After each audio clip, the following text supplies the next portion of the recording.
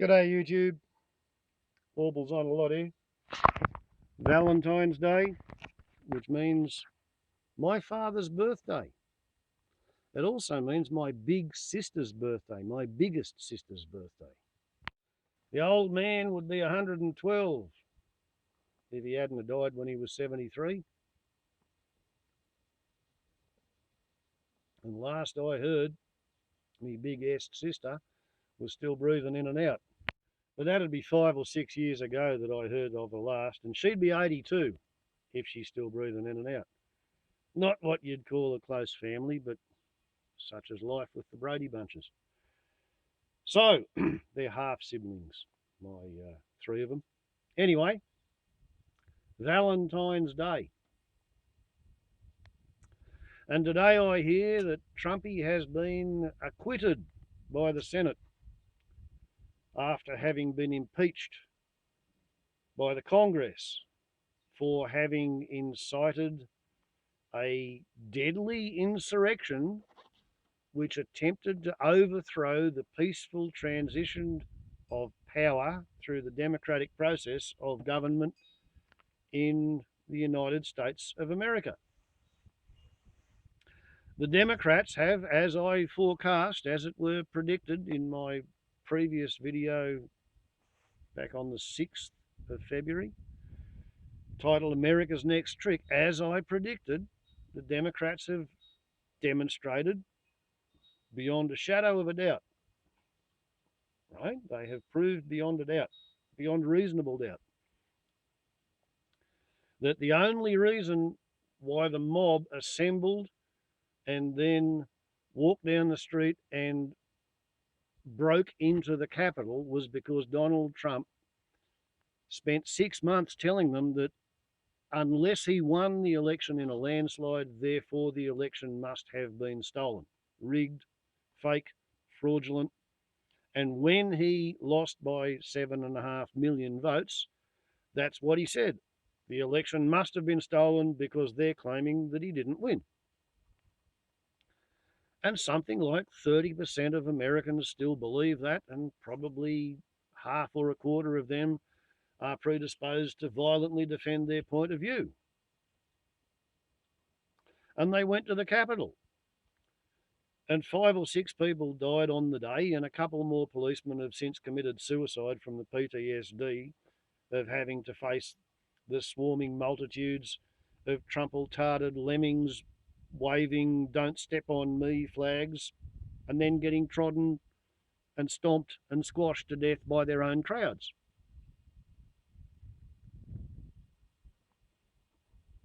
People who claimed to be American patriots using American flags to beat, batter, and otherwise ill-treat policemen who'd been knocked to the ground. People claiming to be American patriots who invaded the US Capitol building waving Trump flags, waving Confederate flags. All of this has been laid at the feet of Trump for inciting them, and as proof that he incited them, all of the people who've been arrested have been asked, why did you do what you did? Oh, the president asked me. That we were invited. We thought we were going to win. We thought we'd get pardons from the president immediately afterwards, even when we got told to go home, because he said he loved us. Okay, so let's just assume that somewhere around 70% of America accepts the fact that Trump incited an insurrection.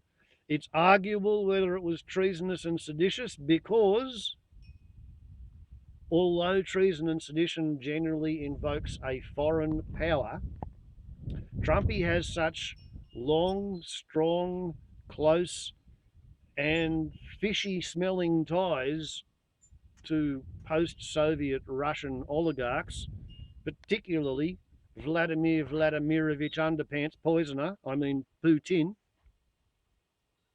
Trumpy has such close links over there that if you wanted to charge him with treason and sedition on a joint bill with incitement to insurrection, I think it'd be a 50-50 bet you might be able to convict him if he was tried in a civil court. The thing you got to remember is there's a principle called the separation of the powers. And what that means is that there's a legislative branch of government. They make the laws, they argue over the laws, they vote over the laws, they draw up the laws.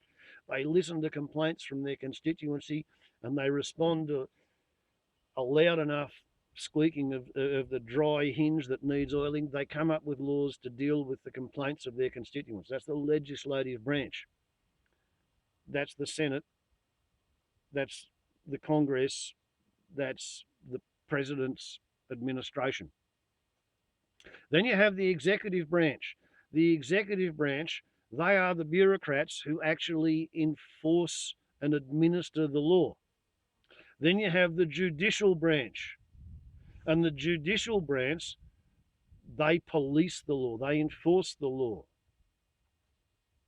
What's been happening for the past 5 weeks since the riot on the 6th of January is that the judicial branch has been going over the evidence. They've been crossing their T's, dotting their I's. They've been arresting, charging, and sometimes letting go on bail and sometimes holding on remand all of the people that they can identify who went inside the Capitol building. I'm pretty sure, as near as damn is to swearing, I'm pretty sure that they have also gone back over all of the recorded conversations which have been kept by the telecommunications companies under the Patriot Act for the surveillance of terrorists. They've gone back over all of that, and the US government has access to better cryptanalysts than the sort of person who joins the Proud Boys does, or the Michigan militia, or all of those sort of people. Apparently the Proud Boys were the ringleaders in showing up at the Capitol building 2 hours before Trumpy started speaking at his rally a mile and a half away.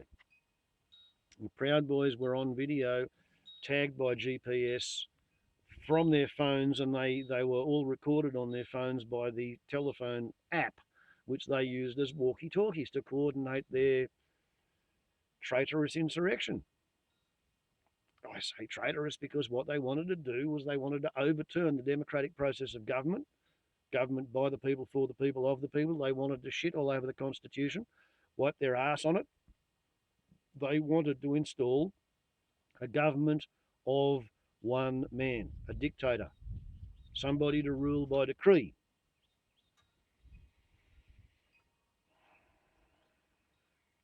So what I suspect has been going on is, while they've been doing all that, hoping the Department of Justice, Federal Department of Justice and the Federal Bureau of Investigation, they have been hoping against hope that after 4 years of Trumpism, having led the nation from once upon a time being sort of almost a bit of a guiding light on the hill kind of thing, often hypocritically because of the things that they actually did in the world rather than what they said, but at least, maybe 50 or 60% of America were actually trying to be good people. We grudgingly accepted the idea that they paid at least lip service to democracy. All of a sudden, America has become a byword for corruption. Absolute, drowning, stinking, past your nostrils level corruption. Incompetence, nepotism, political appointments of cretins who couldn't organise to get themselves fucked in a brothel. That's the sort of, my administration will be all the best people that Trumpy has appointed. So the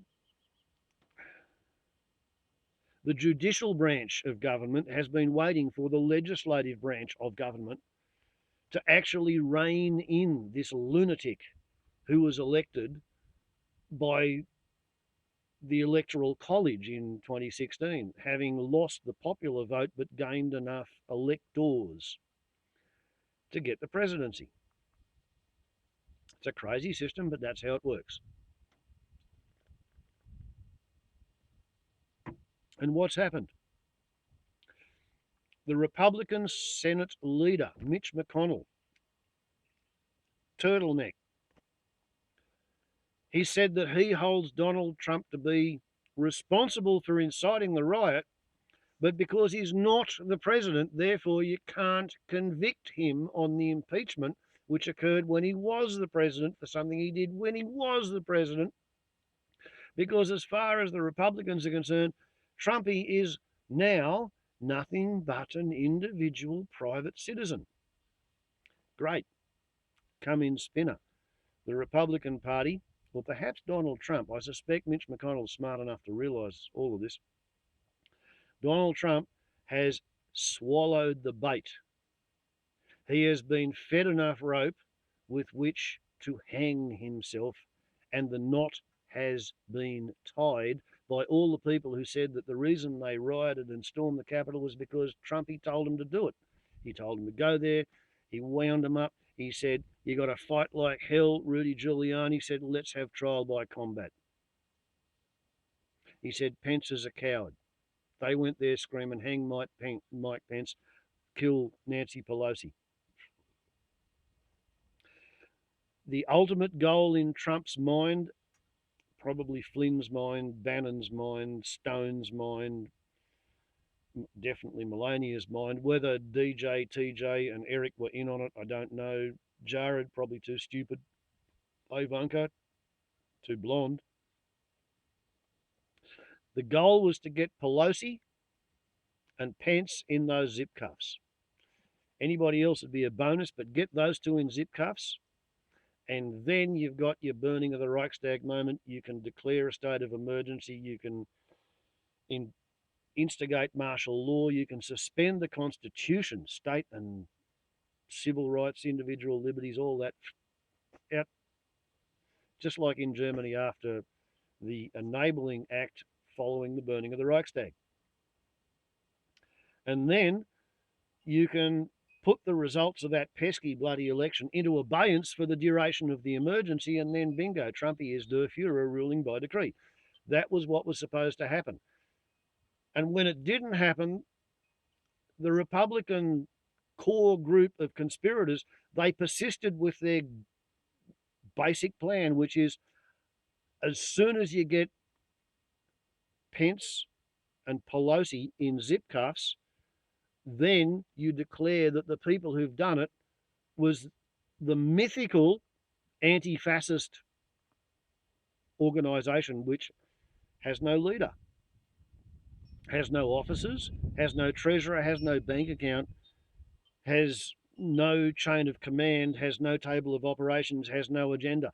The entire idea of anti-fa, anti-fascist protesters, was invented by right-wing, apparently pro-police sympathisers every time there's been a pro-environment protest and there's been one mob of activists up against the police.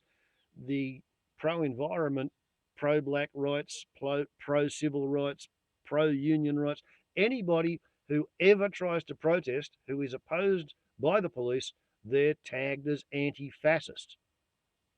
Got to say, some of them sometimes accuse the police of fascism. Sometimes, perhaps many times, it's not an unreasonable accusation. So what is fascism? Fascism is a form of government which was invented by Benito Mussolini in the 1920s in Italy. Fascism is symbolised by a bundle of fasces, which is thin little sticks held together by leather thongs, functioning as an axe handle. And the visual symbolisation behind the fasces is that a little single stick may not have much strength, but a whole bundle of sticks together, they are strong. So the bottom line anchor, bedrock, underpinning principle of fascism is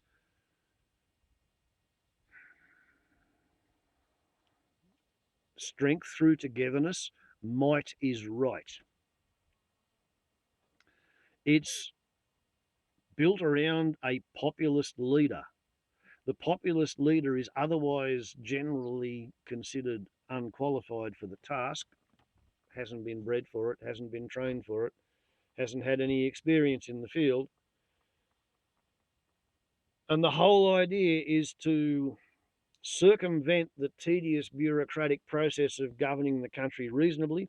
The idea is to govern the country by decree, and that generally results in crony capitalism. So it's not what you know, it's not what you can do, it's who you know. If you can go and suck up somebody who's got connections in the government, then you get the contract.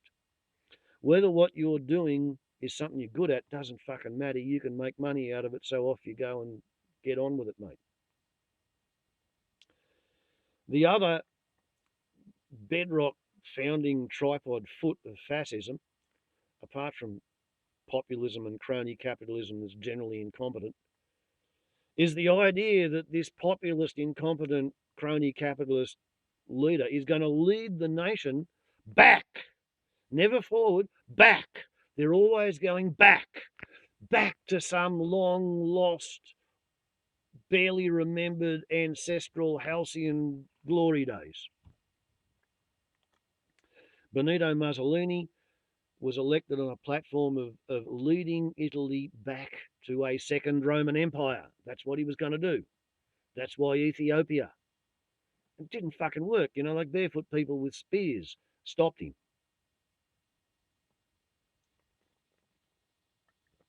And when Germany was looking like they were winning in France, he went to war in bloody Greece. Then he got involved with the Battle of Britain. Then he went attacking the English in Egypt and got bounced back into Libya, and then the Germans had to reinforce him, and just like that, had to reinforce him in Greece. And there's a significant school of thought that says if Mussolini hadn't have got himself into trouble in Greece, then Hitler wouldn't have had to reinforce him in Greece and Yugoslavia, and then Operation Barbarossa would have been launched on time, and then it wouldn't have had the losses in Greece and Yugoslavia, nor the time delay, and then Adolf might have captured Moscow. Probably wouldn't have done him much more good than it did Napoleon, but Adolf might have captured Moscow if it wasn't for Mussolini. But that brings us to Adolf. Adolf was a German army spy on the National Workers' Party, and then it became the National Socialist Workers' Party, and he became the leader. The Nazi Party was pretty much based on fascism in Germany. The connection between fascism in Italy and Nazism in Germany was about the same as the connection between chauvinism, which was cooked up by Pierre Chauvin, who was a Frenchman, who said, "My country, right or wrong," and patriotism, which is chauvinism for anybody who's not a Frenchman. Patriotism is my country, right or wrong, and it doesn't matter which one of the 150, 250 countries in the United Nations you want to claim is right or wrong. You're going to defend it no matter what they want to do because it's your country. Okay, so Nazism is pretty much fascism for Germans. Might is right. Stand in neat straight rows. Line up. It's not quite as anally retentive as Japanese militaristic fascism. In Japan, they're so anally retentive that they have regulations saying which leg of your trousers a man's penis has to be directed down. So they wear tightly tailored trews, and the Navy's dicks could be seen visibly down their left leg, and the Army's dicks could be seen visibly hanging down their right leg. Right? That's serious anally retentive fascism. The Germans weren't quite that bad. They dressed up in comic opera uniforms. The Italians had some pretty vainglorious sartorial elegances as well. The Germans had better weapons than the Italians, but the whole idea was to lead the nation back to some long lost, vanished age of glory. the Second Roman Empire, and in Hitler's case, it was some fucking bastardized version of the Carolingian myths. You know, like not quite Valhalla, but almost. The Aryans were supposed to rule the world, and he didn't like the idea that the Aryans were actually Indians from India, northwest India. But he liked the idea of Ragnarok and Valhalla. He was going to lead the Germans to an age that never really was in history. And it was German. And apparently that appealed to Trumpy. It appealed to Trumpy to the degree that Trumpy's campaign to achieve the presidency, it bore all the hallmarks of Hitler's campaign to achieve the chancellorship of Germany. And when Hitler got the chancellorship, immediately the Reichstag mysteriously caught fire. A Jew was blamed, and the Enabling Act was passed, which suspended the constitution, dissolved parliament, and named Hitler the absolute Führer or ruler of Germany. That's kind of what Trumpy was aiming at. So what have we got now in the excited status of Norte armed Americano? We've got Trumpy having been thrown loose by the Senate on the grounds that he's not the president. We can't convict him for what he did while he was a president. He is only a private citizen.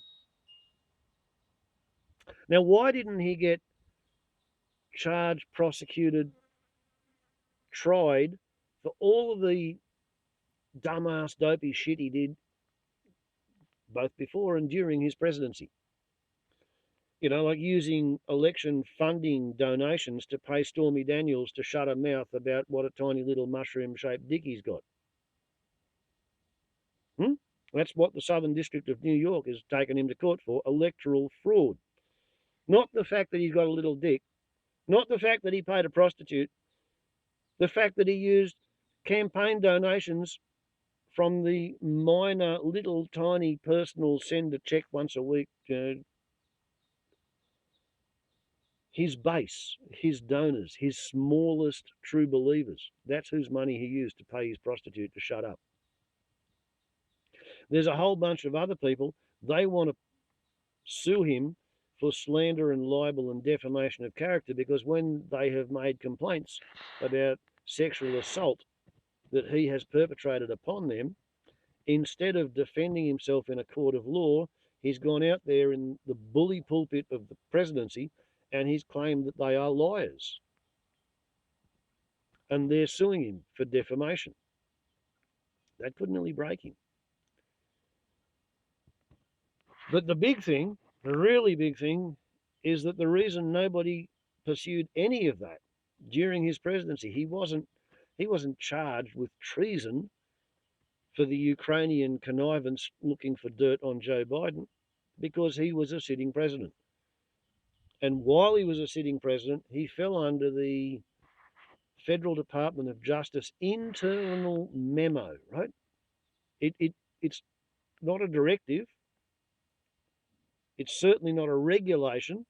It's not a legislation. There's nothing in the Constitution which states that a sitting president is immune from all prosecution. But while defending themselves on the matter of why the DOJ had not prosecuted Nixon for the Watergate affair and for the lies that he told, the Federal Department of Justice said, oh, well, the convention is you don't ever indict, which means prosecute, charge a sitting president. It's a memo. It's an inter-office post-it note. It's nothing of any weight or import. It's an opinion that was passed in about 1976 or something. Perhaps 1980, I don't know, way back when. Because of that, Trumpy was never prosecuted for any shit that he did while he was president. He was indicted for incitement of an insurrection while he was president, But the trial was delayed by the Republicans, who refused to try him while he was president. As soon as he wasn't president, oh yes, they'd try him, but they wouldn't pay any attention to any of the evidence. Some of them went to sleep, some of them did doodles, some of them read books. And when they got their chance to vote, they said, no, we're not going to vote to convict him because he's not the president. So guess what, fellas? That means the Federal Department of Justice and the FBI have just been let off the leash. The legislature is incapable of dealing with what Donald Trump has done to the United States, to the flag, to the Constitution, and to the nation for which it stands. Therefore, the dogs are unleashed. They're off and they're running. And tonight, they're moving into position. And my personal prediction is that within 48 hours, Trumpy will be behind bars, because they're not going to bail the bastard. They're going to arrest him. They're going to take him in. They're going to fingerprint him. They're going to stick him in a fucking jail cell, and they're going to try him with all of his co-conspirators, who will be rounded up at the same moment. If that means they hit him at 6 o'clock in the morning in Florida, and they have to pick up half the fucking staff of Fox News at 3 o'clock in the morning, that's what's going to happen. And if I'm wrong, if the FBI and the Federal Department of Justice do jack diddly shit about Trump and his plan to instigate martial law and a fascist dictatorship in America, if they do nothing, that's their option. There's nothing that I can say about it, because I don't fucking live there. I don't vote for their president. But I would predict that this shit's going to happen every time they try to have an election. And you would have to say that Trumpy has completely broken the union of the states, all 50 of them.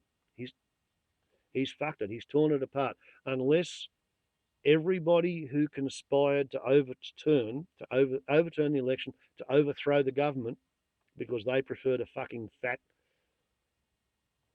ignorant, arrogant, hubristic, uncoordinated fucking buffoon who can't close a bloody umbrella, can't walk down a ramp without help, can't remember what he's saying, can't pronounce the United States of America, and whose legal team can't fucking spell the United States of America.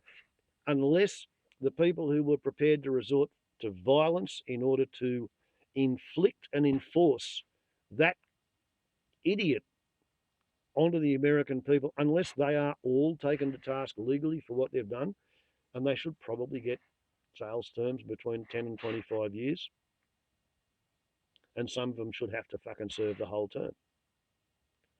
Unless that happens, I can't see America coming together at all, ever again. On the bright side, because it takes you about 6 weeks to die from COVID-19, the people who caught COVID during Trumpy's watch aren't going to be dead for aren't going to finish dying for another 3 or 4 weeks. And by then, the daily new case rate and the daily death rate should be dropping off sufficiently for Americans to realise just how badly they were conned and let down by Trumpy and the Trumpists and the Trumpletards, the Trumpletonians, the willing, useful idiots of dim, damn, dumb Fuckistan. The people who have had 35 years of bullshit poured into their fucking ear holes ever since Rupert the Mudraker renounced his Australianness and slunk off to America, because in Australia we have laws that prevented him from acquiring sufficient chunk of the media across radio, newspapers and television for him to be able to bamboozle the Australian population.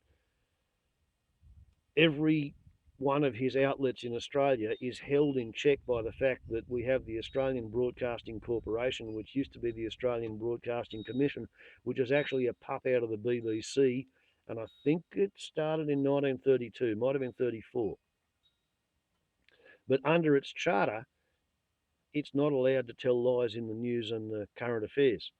Once upon a time in America, you weren't allowed to tell lies in any news or current affairs material or any news or editorial material broadcast or distributed across state lines.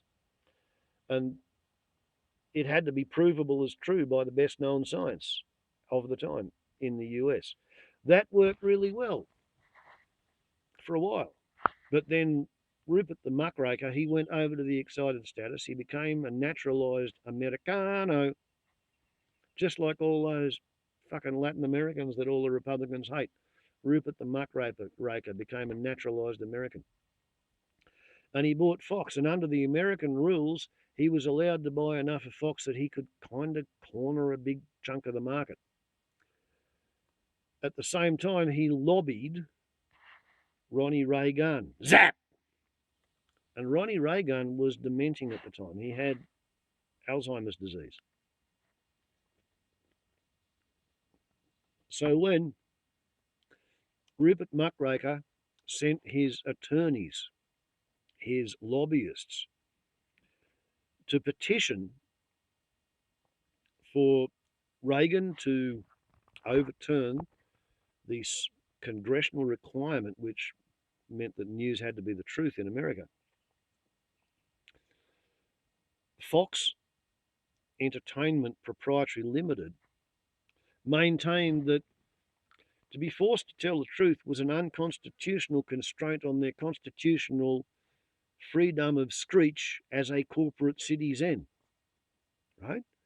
And Ronnie Reagan didn't understand any of that shit, so he asked Nancy, and Nancy put it to the astrologer. And Nancy Reagan's astrologer said, yeah, Fox News is a corporate citizen. Freedom of speech means they should be able to say fucking anything. So therefore, it shouldn't be illegal to tell lies in the news in America. And the congressional requirement was overturned by a presidential veto. And Rupert Murdoch was then able to hire talking heads to sit in a studio and speculate wildly about all kinds of exciting conspiracy theories and call that a current affairs opinion show or call it a news broadcast when he didn't have any actual journalists doing any work. And that was a lot cheaper. And it was more exciting for the audience. Therefore, the audience numbers rose. And when the audience numbers rose, he could sell more ads at a higher price. And all the other TV, cable, radio, newspapers in the excited status, they were commercially forced to compete. And it became a race to the lowest IQ level. When I left high school, to become a police officer in Australia, you had to pass a dictation test. And the dictation test consisted of a piece out of the Sydney Morning Herald. And the Sydney Morning Herald was considered by the Department of Education in New South Wales to have an average reading age of 8. That was in 1978. I'm pretty sure that your average Australian and your average American has a reading age considerably below that exhibited by the Sydney Morning Herald in 1978. Rupert Murdoch went to America and he dumbed down the democracy, the population of what was then the biggest economy on the planet.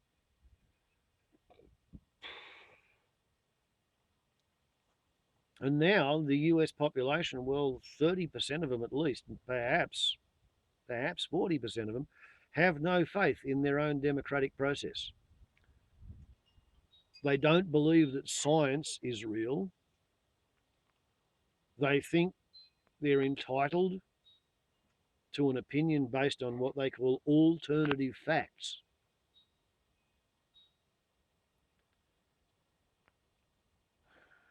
Yeah, I'm sorry, but unless the FBI arrests Trumpy and all his enablers, facilitators, and co conspirators, as well as all of his foot soldiers who travelled from all over the country to go there and be part of that fucking riot unless the FBI and the Federal Department of Justice takes the bastards on and wins.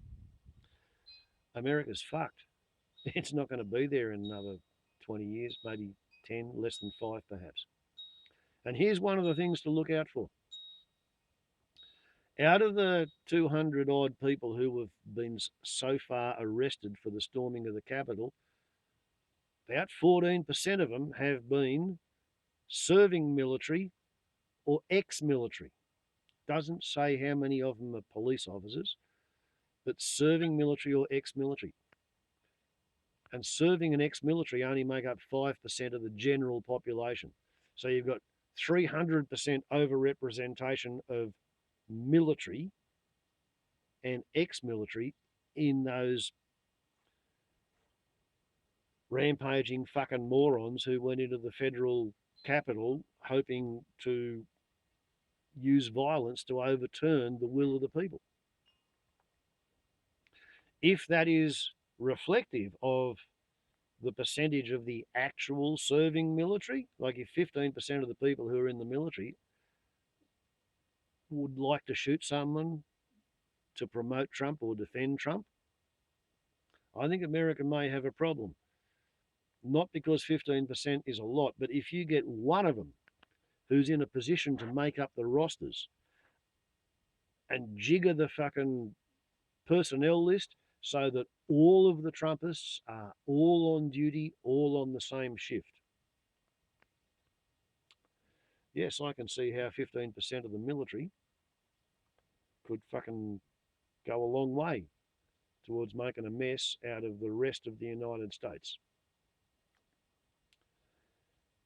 I'm hoping that the FBI and the FDOJ will have struck during the night because none of these fucking idiots have had the brains to use a carrier pigeon or a Dropbox or anything like that to communicate. They've all used Facebook, Twitter, YouTube, comment sections under One American News, Reddit, all that sort of shit. I'm pretty sure the Department of Spooky Surveillance, who have been set up to try and catch the Russians and the Chinamen infiltrating America's interwebs, I'm pretty sure they can catch a bunch of overweight, unfit, fat, white, redneck, Christian fucking buffoons who just want to go back to 1955 because that's when they think America was great. And on that topic, go and find 2 magatards and ask them individually, when was America great? And I'll bet you get different answers. No 2 magatards, no 2 of them can tell you the answer to when America was great. Before the Civil War, when they had slavery, during the Civil War, when they were shooting each other's fucking neighbours. After the Civil War, when the carpetbaggers were raping the South. During the gold rush, when the last of the Indian reservations were being pillaged, while America was arming Europe for the First World War, during the First World War, after the First World War, during the Roaring Twenties. Was America great then? Was America great during Prohibition? Was America great during the Great Depression? Was America great during World War II? They weren't so fucking great at Pearl Harbor, and they didn't look real good at fucking Corregidor or Bataan either. Was America great in the 1940s? Was America great in the Korean War? Was America great in the 1960s when Russia was beating it in the space race? Was America great in Vietnam when they got their ass handed to them on a plate by a bunch of little fucking slanty-eyed gooks wearing black pajamas? When was America great? Was America great during Watergate? When was America great? MAGA turds can't answer that question.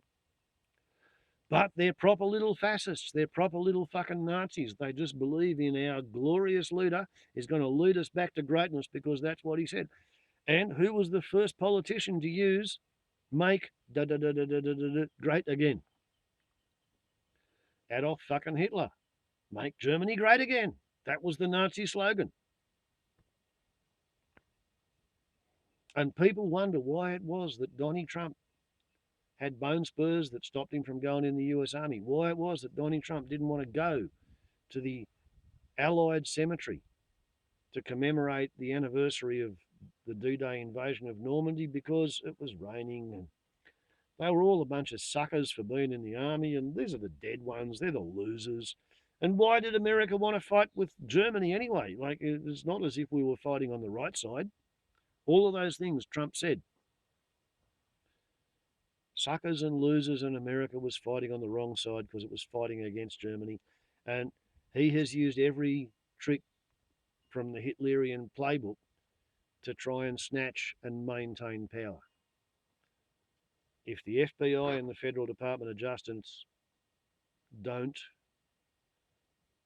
take some pretty severe action against the Trumpists, then America is going to fail to exist as a nation state in the imminent future. Meanwhile, China's going fucking Stalinist. As somebody said the other day, if you thought you didn't like American imperialism, wait till you meet the Chinese imperialism.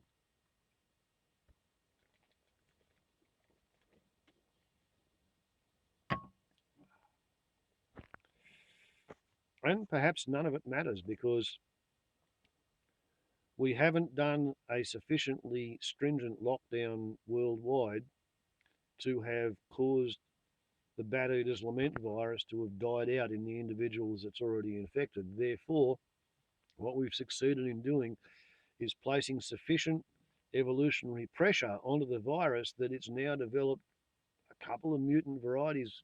The English variety is 70% easier to catch and 30% more deadly. The South African variety,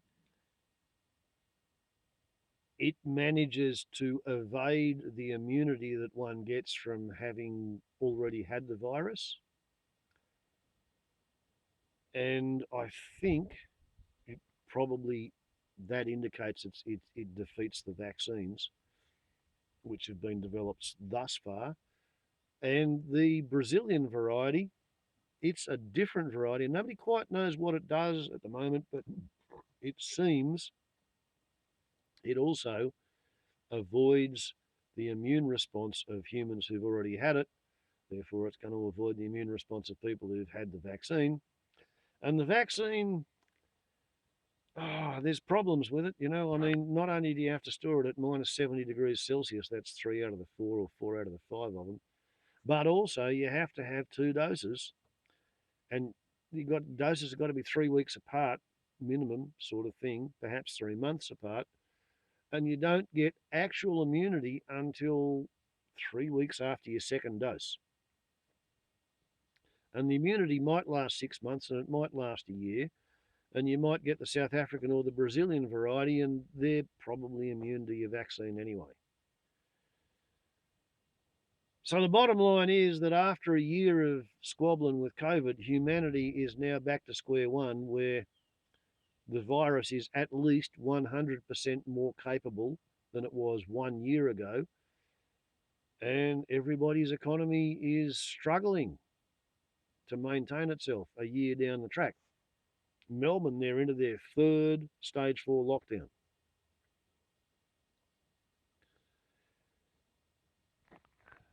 So perhaps it doesn't matter that the US Senate has refused to convict Trumpy for launching, fomenting and launching a insurrection during which a policeman was beaten to death with a fire extinguisher. And the alleged party of law and order has voted not to convict him because he's not a president. Therefore, he's an individual private citizen, thus and because he must be taken to task by the FBI. If he's not taken to task by the FBI, America does not deserve to continue to exist as a federated nation. because they have just turned their back on every principle upon which they were founded. And if that seems like hyperbole, then I don't think you know what you're fucking talking about.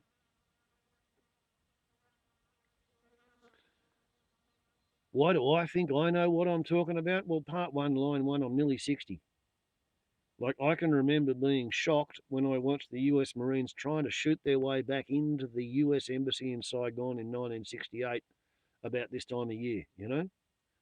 I was 7.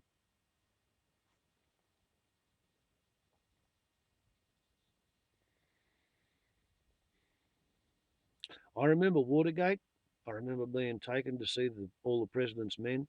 I was taken to see it by an aunt who had joined the Royal Australian Air Force during World War II, and she'd married an American serviceman. She'd gone back to America and she found America was a shit of a place to live, and they'd come back to Australia.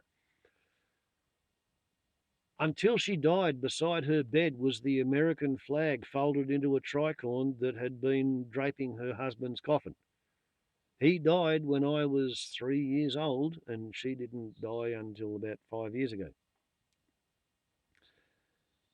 An absolute Yankee phobe, a Yankee file, right? She loved everything American.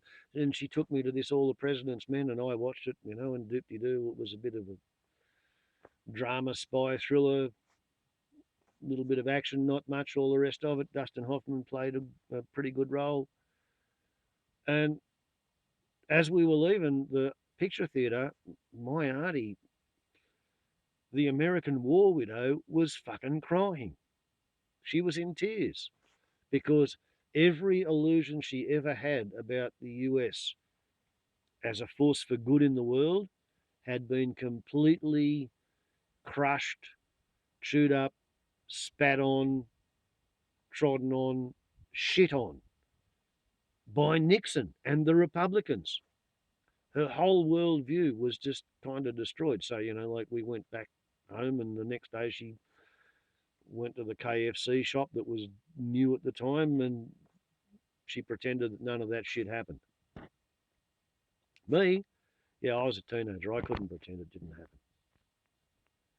I couldn't pretend it didn't happen. It was not long after the dismissal of the Whitlam government in 1975, and I've been paying attention to America as a potential threat on the horizon ever since then. The fact that America appears to be about to disappear up its own cloaca, like any fucking reptilian pushed too far, there's nothing I can do about it. I don't vote in their fucking elections.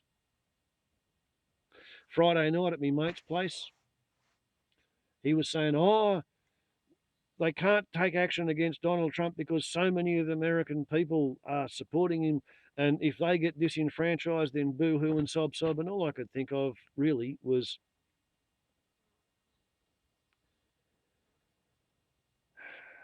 you're not an Australian citizen. You're a fucking Dutchman. You came here when you were 11. Your father fought in the fucking Dutch Viking SS.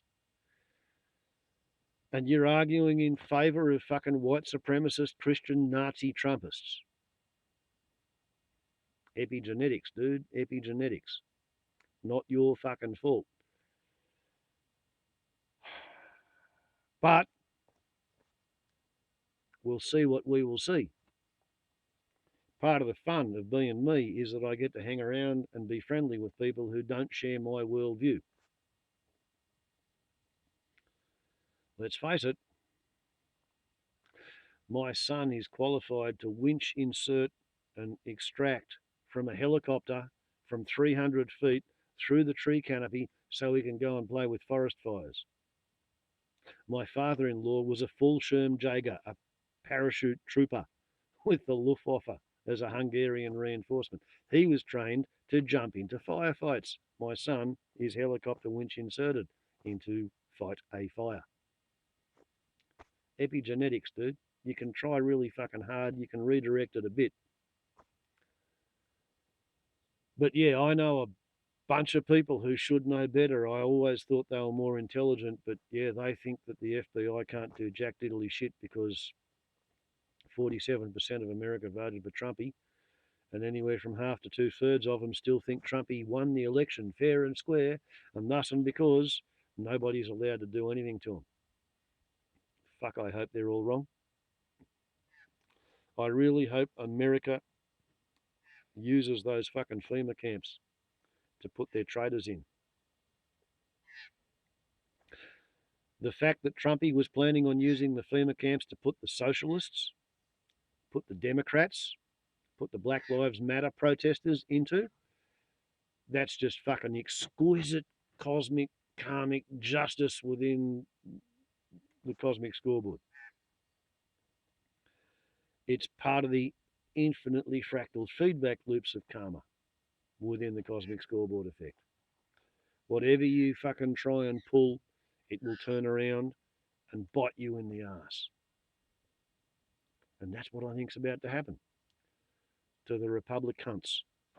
And that's another point. Trumpy wants to start his own party, the Patriot Party. The Republicans, they're trying to bend over backwards to suck up to Trump because they're scared of being primaried, which means they're scared of somebody funding somebody to stand against them in the primary campaigns. And meanwhile, there's a whole bunch of Republicans who are against Trump and they want to schism away from the pro-Trump Republicans. And both the pro-Trump Republicans and the anti-Trump Republicans are not nearly fucking radically right-wing Nazi fascist arsehole enough for the pro-Trump Republicans, and they want to go for the pro-Trumpists, and they want to go and form the Trumpist Party, the Patriot Party, the Fascist Party.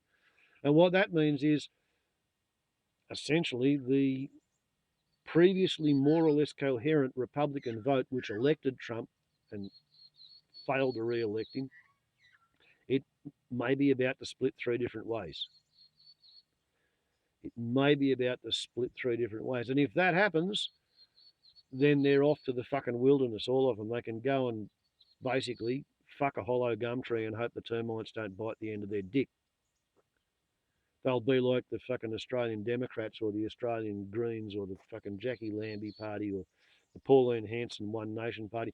They will become irrelevant because they can't muster any more than 10 or 15% of the population at any one time. But of course, 99.75% of everybody who's so far died from the Bat Eaters Lament virus was already sick, ill, unwell, diseased, debilitated, immunocompromised, cancerous. 99.75%. 90%, well, like I'll be next week, over 60.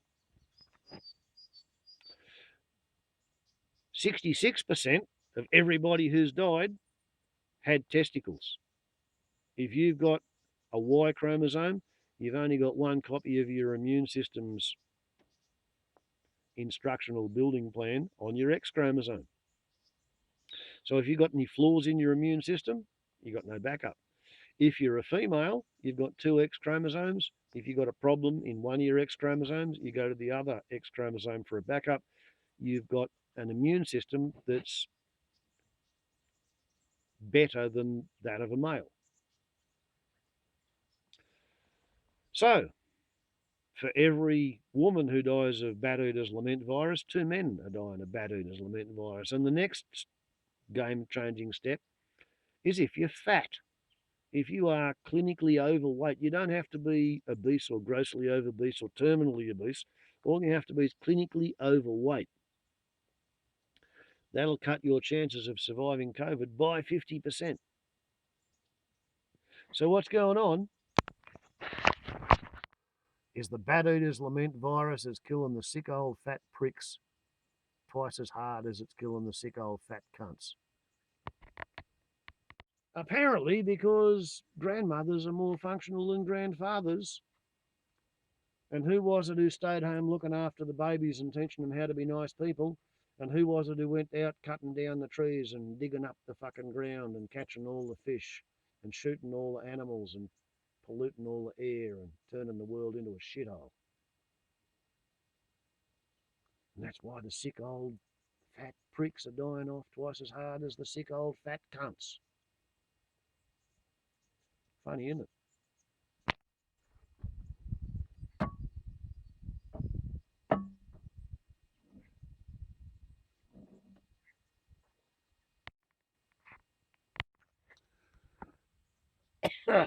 There you go.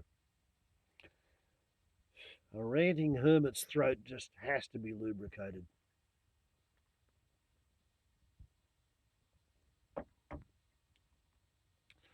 And about the only topic that I don't think I've covered on this particular monologue would be the censorious soft cock wear program being run by YouTube.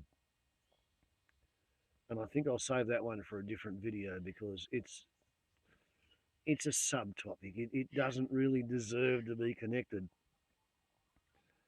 to the state of America.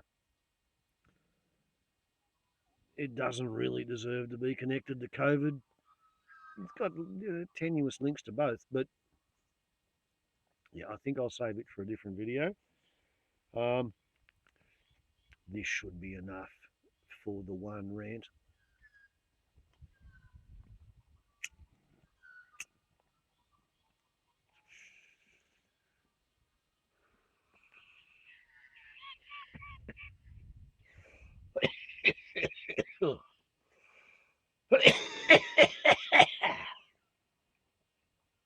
Smooth.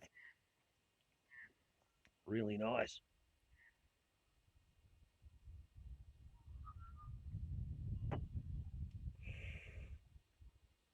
Arr. So, what are we looking at? 14th, Valentine's Day. 5 days away from the anniversary of Australia's National Day of Shame when Japan bombed Darwin in 1942 on the 19th of February.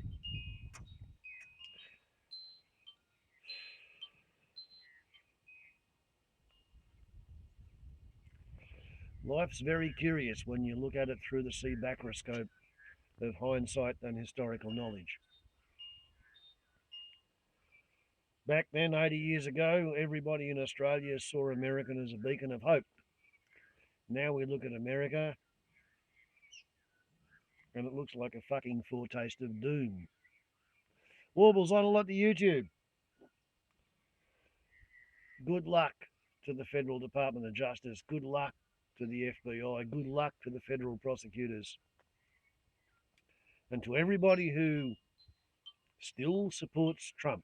I'm not going to say to everybody who ever supported Trump, but to everybody who still supports Trump, try this for an oldie, worldy, ancient English curse. Bad cess to ye! And what that means is, we hope you find blood in your shit, which means that you're bleeding out from cancer of the bowels. Bad cess to ye. Bad cess to ye.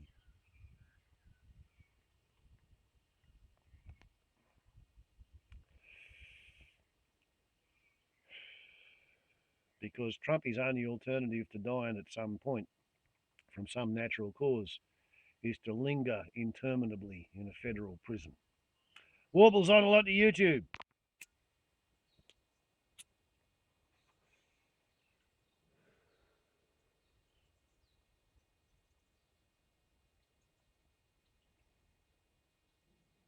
Ciao.